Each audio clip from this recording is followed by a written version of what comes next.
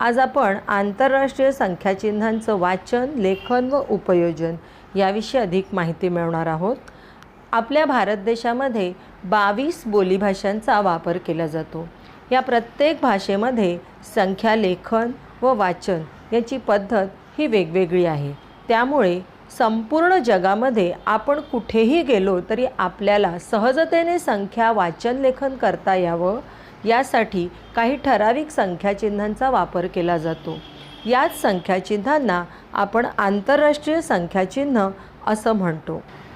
ही काही वाहनांची चित्रं आहेत. ह्या वाहनांच्या चित्रांवरील नंबर प्लेट्स पहा. यातील प्रत्येक नंबर प्लेट्सवर आंतरराष्ट्रीय संख्याचिन्हांचा वापर केलेला दिसून येतो. त्यानंतर रेल्वेची, विमानाची, बसची, जहाजांची तिकीटं बघा. त्यावरील अंकसुद्धा आंतरराष्ट्रीय संख्याचिन्हात लिहिलेले असतात.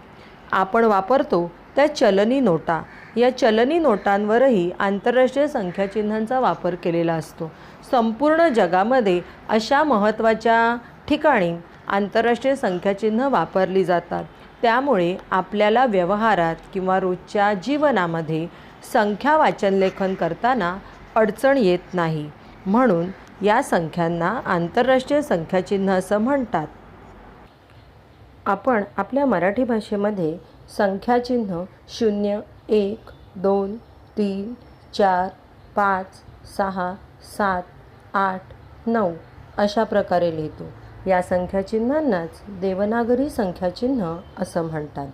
तर आंतरराष्ट्रीय संख्याचिन्ह 0, 1, 2, 3, 4, 5, 6, 7, 8, 9 अशा प्रकारे लिहिली जातात.